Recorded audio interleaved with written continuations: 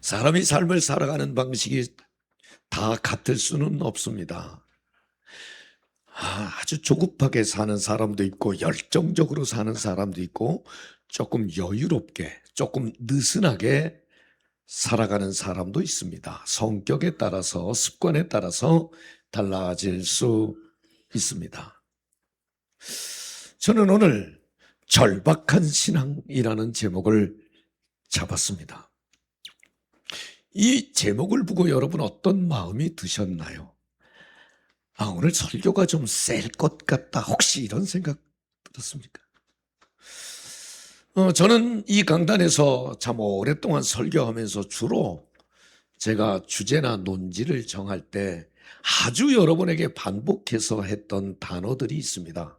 열정, 몰입, 중독, 그러다가 지난 2월에는 간절함.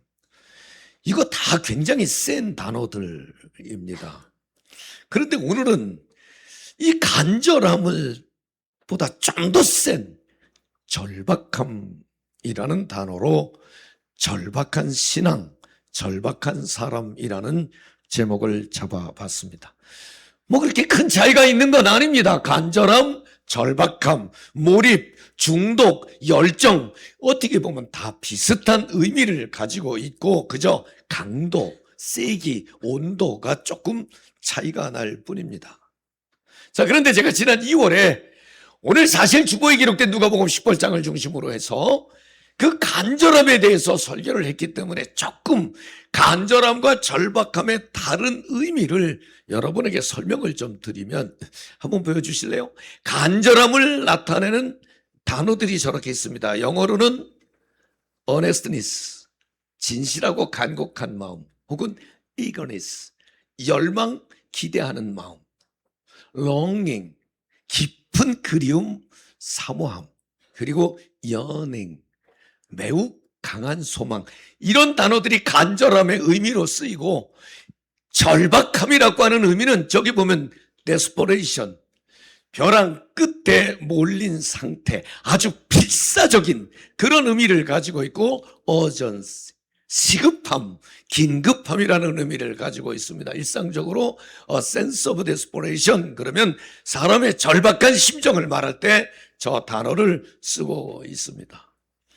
자, 간절함과 절박함, 오늘 예수님께 와서 병고침을 받은 여인에 대해서 정리할 때 절박함이라는 단어하고 간절함이라는 단어를 이렇게 정리를 해놨습니다. The woman touched Jesus' cloak in desperation. 여기 보면 그 여인이 절박함으로 예수님의 옷에 손을 대었다. 절박함으로 in desperation이라는 말을 쓰고 그분이 기도할 때는 she prayed with earnestness. 그는 간절함으로 기도했다.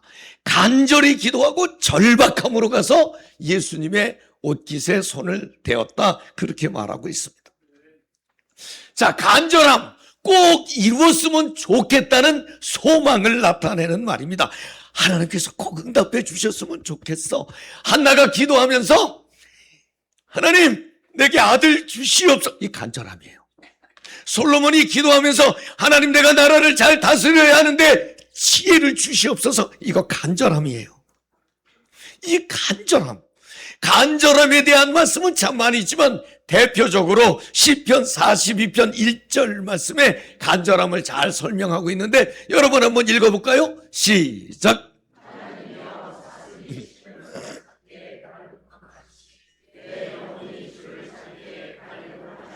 하나님을 사모하는 마음을 이 간절함으로 시편 기자는 말하고 있습니다. 거기에 갈급함은 이보다 온도를 조금 더 높여서 절박함, 이 절박함은 벼랑 끝에 서 있는 상태 혹은 필사적인 그런 상황이라고 말씀을 드렸습니다. 이게 뭐냐면 더 이상 물러날 것이 없습니다. 나는 하나님밖에 없습니다. 신앙적으로 말하면 그런 의미를 절박한 신앙이라고 말하는 것입니다. 자, 제가 비유로 간절함과 절박함을 좀 말씀을 드린다면 막 여름에 무지무지하게 더울 때 막 땀 흘리고 났는데 목이 무지하게 말라. 그때 물 생각하는 건 간절함입니다. 그런데 사막을 가다가 거의 초죽음, 거의 죽을 지경에 그때 물을 찾는 건 절박함입니다. 아직 이해가 다 안 된 것 같아서 조금 더 쉽게 얘기하면, 여기 청년들도 막 있고 하니까 젊은이들이 멋진 남자, 아주 멋진 여자 만나서 결혼하고 싶고 연애하고 싶고 막, 그건 간절함이야. 간절함. 그런데 결혼을 해서 아이를 낳는데 아이가 갑자기 막 열이 펄펄 끓고 막 너무너무 아프더니 병원에 가니까 수술을 해야 된다고 그럴 때 수술실에서 의사를 기다리는 어머니 아버지의 마음은 간절함을 넘어 절박함이야. 그 차이가 있어요. 다 비슷한 의미이지만 간절함과 절박함의 강도는 조금씩 다를 수가 있다고 하는 것입니다. 그러니까 신앙적으로 이 말씀을 좀 제가 정리를 한다면, 간절함은 우리의 신앙을 성장시키고 하나님을 사랑하는 마음을 깊게 하는데 굉장히 도움이 될 거예요.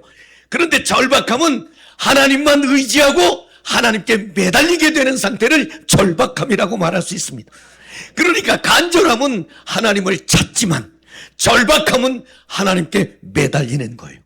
간절함은 하나님을 원합니다, 이거고, 절박함은 하나님 없이는 살 수 없습니다, 이거.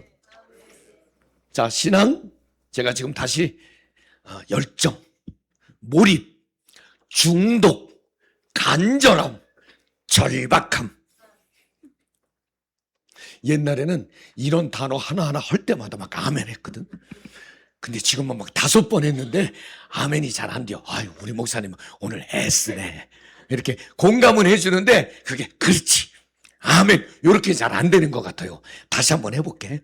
열정, 아이고 왜 이래 갑자기, 그죠? 중독, 몰입, 간절함, 절박함. 사실은 그 속에 에너지가 있는 것을 우리는 믿기 때문인 것입니다. 그러면요, 권사님, 내가 왜 이런 막 어떻게 보면 조금 더 센 단어를 설교마다 막 이렇게 또 막 하는 이유가 뭘까? 권사님을 앞에 놓고 내가 좀 묻잖아. 왜 그럴까? 우리의 믿음이 조금 느슨해진 것 같아서, 이 간절함과 절박함이 조금 식은 것 같아서, 전반적으로 볼 때 성도들의 신앙의 깊이도 있고 저는 여러분의 믿음을 인정하고 존중하는데, 그게 그 간절함과 절박함과 뜨거움과 열정과 하나님이 감동하고 막 곳곳에 하나님의 역사와 능력이 나타날 만한 에너지로 나타나는 데는 과거만 못한 것 같아서, 사실은 여러분의 신앙을 복돋아 드리고 싶어서 오늘 절박함의 신앙이라는 제목을 잡았습니다. 여러분 어때요? 예배에 대한 설레임이 혹시 처음 신앙보다 조금 식어진 분도 있죠. 기도에 대한 기대감은 현저히 떨어졌어. 그런데 뭐 그것이 죄도 아니에요, 허물도 아니에요. 근데 제가 이런 말씀으로 설교를 드리는 이유가 있습니다. 여러분, 우리는 우리의 삶의 인생의 가장 중요한 문제가 뭡니까? 뭐 시장이나 도지사에 떨어지고 뭐 당선되고 뭐 다음에 가면 또 바뀔 수도 있죠. 뭐 그까짓 거야. 또 당선된 사람도 4년 지나면 또 평가를 받아야 할 텐데, 뭐 인생의 가장 중요한 문제는 죄의 문제, 죽음의 문제, 구원의 문제, 영생의 문제, 이게 너무 중요해서 교회가 생기고 예수의 십자가를 전하는 사람들이 생겨난 거 아니겠습니까? 그런데 바로 그 나의 죄 문제, 죽음의 문제, 내가 영원히 사는 문제에 여기에는 하나님의 절박함이 내재되어 있기 때문인 것입니다. 아무리 둘러봐도 나는 죄인이고 허물뿐이고 거리낌과 부끄러움. 여러분은 모르겠지만 저는 저를 들여다보면 제가 구원받을 만한, 용서받을 만한 바른 삶을 살지 못했습니다. 그런데 주님은 십자가에서 피를 흘리시면서 그 보혈을 믿고 나를 위해서 고난당하신 것을 믿으면 내 죄를 생각도 기억도 아니하시고 흰 눈처럼 양털처럼 깨끗게 해주시겠다고 약속을 하셨습니다. 나를 용서하시고 나를 구원하시고 나를 사랑하신 하나님의 그 은혜에 하나님의 절박함, 또 다른 방법이 없어서 하나님의 아들 독생자 예수 그리스도를 십자가 위에서 고난당케 하심으로 나를 살려주신 그 절박함, 우리 구원엔 하나님의 절박함이 내재돼 있다는 거예요. 누구든지 혼신의 힘을 다해서 사는 모습은 참 보기에 좋습니다. 다른 사람에게 자극도 되고 도전도 됩니다.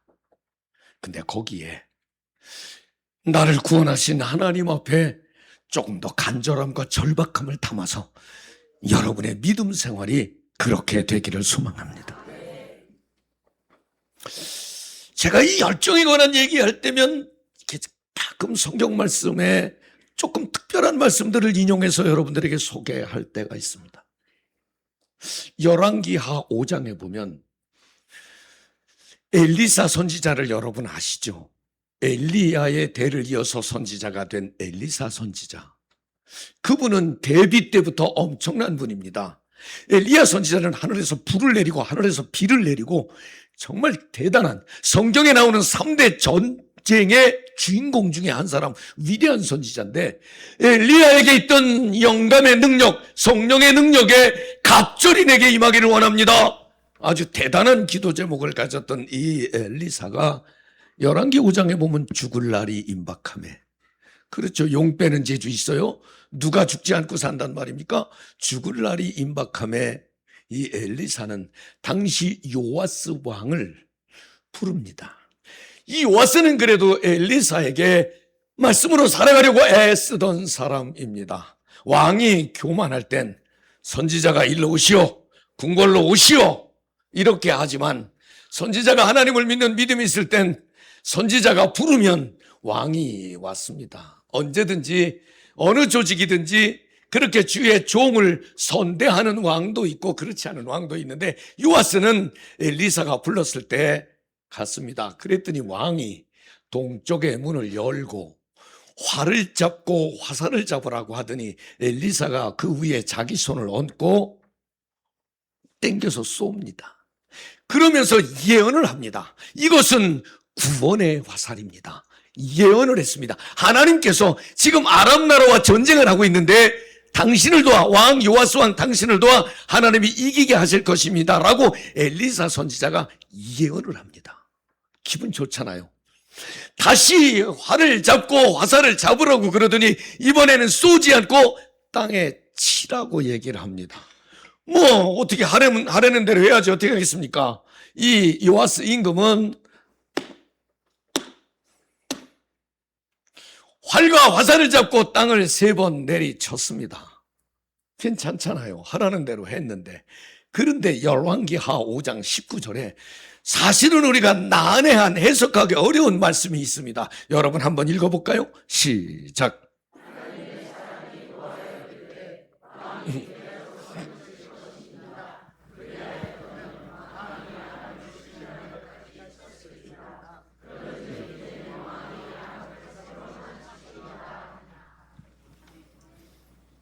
아니 선지자가 하라고 그래서 하라는 대로 했어요. 그랬더니 여기 그 19절에 하나님의 사람이 노하여 승질나서 화가 나서, 그러니까 화났으니까 신설이 자매 아이 5번 치지 3번만 했어 그랬을까? 화나면 어떻게 하지? 아버지가 화나면 어떻게 너 왜 그래? 3번이 뭐예요? 5번 해야지. 이렇게 했다는 거예요. 아니 아버지가 그랬다는 게 아니고 저는 착해서 사실 승질 한번 내는 게 평생 소원이기도 해요. 뭐 아무도 안 믿지만 이해할 수 없잖아요. 선지자가 하라는 대로 했는데 어떻게 5번을 치지 고작 3번밖에 안 쳐. 끝까지 전쟁에서 이길 수 있었는데 당신이 3번밖에 안 쳐서 3번만 아람 왕을 치리이다. 전쟁에 진다 그런 말이에요. 이것은 그 이후에 이 말씀에 대한 설명이 없지만 선지자는 왕이 이 전쟁에 대한 뜨겁고 간절하고 절박한 마음 상태를 보기를 원했는데 뜨뜻미지근한 왕에 대한 선지자의 책망인 것입니다. 사실은 책망받을 일이 아닌 것 같은데 그의 마음이 들켰을지도 모르겠습니다. 제가 비교적 우리 교회 부목사님들, 전도사님들이 설교할 기회가 많잖아요. 돌아가면서 이렇게 설교를. 근데 설교를 할 때마다 사실은 제가 설교할 때마다 우리 교회 부교역자들이 설교하면 정말 더 은혜롭고 더 감동되고 내가 은혜 받을 때가 너무너무 많아요. 너무 좋아요, 저는. 한 번은 한 1년 전쯤 된 것 같아요. 박진규 목사님의 설교를 이렇게 회중석에서 듣는데 이런 소개를 하더라고요. 넷플릭스 회사, 여러분 영화 다 보고 있잖아요. 넷플릭스를 요즘은 개인적으로 다 시청을 하는데 그 넷플릭스는 직원들 가운데 일을 적당히 하는 사람. 이 적당이라는 표현이 여러 가지가 의미가 있지만 그저 자기 신분이나 환경에 맞게 적당하게 하는 사람. 그 사람은 퇴직금을 많이 줘서 퇴직시킨대요. 적당히 했는데. 지금 여기 회사에서 일 적당히 하는 분들은 한번 잘 들어야 될 거예요. 적당히. 왜 그러냐니까 일을 적당히 하는 사람은 미친 듯이 열심히 하는 사람에게 방해가 된대요. 그런데 적당히 하는 사람들이 사무실에 가득하면 사무실 분위기가 다 적당히 하게 된다는 거예요. 그런데 혼신임을 다하고 미친 듯이 일을 하는 사람들이 있으면 사무실 분위기가 일터가 그렇게 바뀐다는 거예요. 그러면 결과가 다르다는 거예요. 그래서 넷플릭스에서는 적당히 일하는 사람은 그냥 내보내면 여러 가지 법적 제재도 있으니까 퇴직금을 잔뜩 줘서 아마 일찍 퇴직을 시키는 것 같아요. 여러분 어떻습니까? 제가 우리 청년들의 지금 생각이 그렇거든요. 저는 제가 41년 사역을 하는데 지금 우리 청년들처럼 선명해. 아주 선명해. 기, 및, 제, 및. 기왕이 믿을 거 제대로 믿자. 청년들이. 기, 선, 죄, 앞. 기도를 선택해서 죄를 압도한다. 그렇죠. 보는 게 죄, 듣는 게 죄인데 내가 가만히 있으면 무너지니까 하나님 앞에 무너지지 않으려고 기도를 선택해서 죄를 이기겠다는 거예요. 기죽기살. 기도로 죽고 기도로 선. 그런데 그렇게 살아가니까 신앙만 그런 게 아니고 삶도. 어제는 우리 청년들이 플리마켓이라고 그러죠. 작은 바자회를 이 교회 마당에다 열고 뭐 이렇게 바자회 한다고 물건 판다고 가봤어요. 우와, 살 게 하나도 없어. 그것도 뭐 3,000원, 뭐 5,000원. 이야, 근데 우리 청년들이 지나가는 분들한테 주스, 슬러시 만들어서 한 잔씩 다 주면서 청년회장이 나이키 3,000원, 나이키 3,000원. 나이키 바지가 3,000원이래. 우와, 얼마나 열심히 그 앞에서는 찬양 부르며 율동하며 복음을 전하느라고. 그 오후 시간에 연애하고 싶고 쉬고 싶고 영화 보러 가고 싶고 다 그럴 텐데 복음을 전하려고 사랑을 나누려고 다 그랬더니 우리 어른들이 또 응원하러 오셔서 우리 장로님 한 분은 물건을 사는데 얼마냐니까 7,000원이랴. 7,000원인데 장로님이니까 5,000원에 깎아준다니까 그래요. 그럼 내가 10,000원에 깎아서 살게. 7,000원짜리를 10,000원에 깎아서 사시는 곽 장로님도 있었고 그저 별로 필요 없는데 이것저것 사서 이렇게 응원해주는 권사님들도 계셨고 마지막에 압도적인 건 저 성가대 임대호 권사님 부부가 딱 오더니 물건 잔뜩 사고 청년회장도로 오늘 내가 저녁 쏠게. 그리고 카드 한 장을 딱 주고 가서 야, 내 것까지 써라. 그렇게 청년들을 응원했는데 너무 마음이 뿌듯했습니다. 왜? 청년들의 열정과 간절함과 절박함이 얼마나 하나님이 기뻐하셨고 청년들이 응원을 받았을까 이런 생각을 해봤습니다.